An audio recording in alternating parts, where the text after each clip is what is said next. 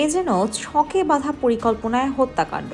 হার মানিয়েছে খুনের ভয়ঙ্কর ওয়েব সিরিজকেও। এমপি আনোয়ারুল আজিমকে হত্যা করা হয় মাস্টার প্ল্যানে, পরিকল্পনা হয় বাংলাদেশে আর হত্যা করা হয় ভারতে। এই ঘটনার পর থেকেই মাঠে নামে দুদেশের গোয়েন্দারা। ঝিনাইদহ ৪ আসনের আওয়ামী লীগ দলীয় সংসদ সদস্য আনোয়ারুল আজিমের মরদেহ কয়েক টুকরো করে ট্রলি ব্যাগে করে সরিয়ে ফেলা হয়েছে বলে প্রাথমিক তথ্য পাওয়া গেছে। এরপর বড় করে দেখা দিয়েছে যে প্রশ্ন, সেই ট্রলি ব্যাগ কোথায়? কলকাতা পুলিশ সেটি খুঁজে পেয়েছে কিনা। এদিকে কলকাতার গণমাধ্যম কর্মীদের দাবি, পুলিশের দিক থেকে অনেক তথ্যই জানানো হচ্ছে না।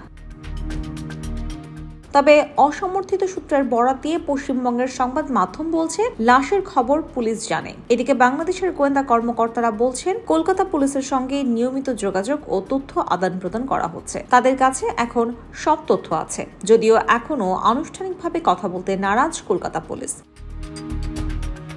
ঢাকা মহানগর গোয়েন্দা পুলিশের প্রধান ও ডিএমপির অতিরিক্ত কমিশনার হারুনুর রশিদ বলেন, খুনিরা চেয়েছিল কালক্ষেপণ করতে এবং লাশ খুঁজে পেতে যেন বেগ পেতে হয় তা নিশ্চিত করতে। এর আগে তদন্ত কর্মকর্তাদের সঙ্গে কথা বলে জানা গেছে, ঝিনাইদহ ৪ আসনের এমপি আনোয়ারুল আজিম আনার হত্যাকাণ্ডের পরিকল্পনাকারী ছিল তার ছোটবেলার বন্ধু ও ব্যবসায়িক পার্টনার আখতারুজ্জামান শাহীন। এই হত্যার পরিকল্পনা করে তা বাস্তবায়নের দায়িত্ব দেওয়া হয়েছিল আরেক বন্ধু ও চরমপন্থী নেতা আমানুল্লাহ আমানকে। কলকাতায় বসে হত্যার চূড়ান্ত ছকে বাংলাদেশে চলে আসে শাহীন। পরে আমান সহ ৬ জন মিলে এমপি আজিমকে প্রথমে বালিশ চাপা দিয়ে হত্যা করে, পরে লাশ কেটে টুকরো টুকরো করে ট্রলি ব্যাগের মাধ্যমে অজ্ঞাত স্থানে নিয়ে ফেলে দেয়। এখন প্রশ্ন হলো, সেই ট্রলি ব্যাগ কোথায়?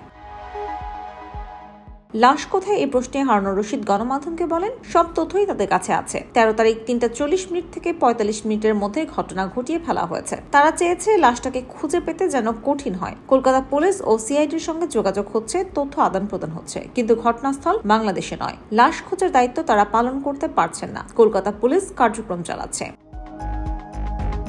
এদিকে এই ঘটনায় এখন পর্যন্ত হত্যার কারণ ছাড়া কোন প্রক্রিয়ায় কারা হত্যা করেছে সবটাই জানা গেছে বলে গোয়েন্দারা জানাচ্ছেন। ইতিমধ্যে এই ঘটনায় একটি ৪ চাকা গাড়ি বাজেয়াপ্ত করা হয়েছে। সিসিটিভি ফুটেজ খতিয়ে দেখে গাড়িটিকে শনাক্ত করা হয়। এরপরই গাড়ির মালিকের সঙ্গে যোগাযোগ করা হয়। সেই গাড়িটিকে আনা হয় নিউ টাউন থানায়। উদ্ধার হওয়া গাড়ি থেকে ফরেনসিক ও ফিঙ্গারপ্রিন্ট বিশেষজ্ঞরা নমুনা সংগ্রহ করেন। এই ঘটনার তদন্তভার নিয়েছে কলকাতা সিআইডি।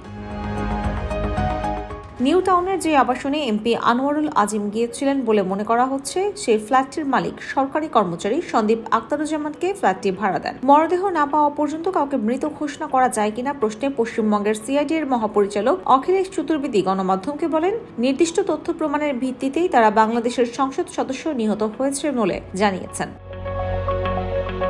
নাম প্রকাশ না করার শর্তে তদন্তকারী কর্মকর্তা বলছেন, ঘটনা প্রবাহ থেকে একটি সিদ্ধান্তে আসা গেছে, আর তথ্য প্রমাণ নেই এমন কেউ দাবি করেনি। IBTV USA news desk.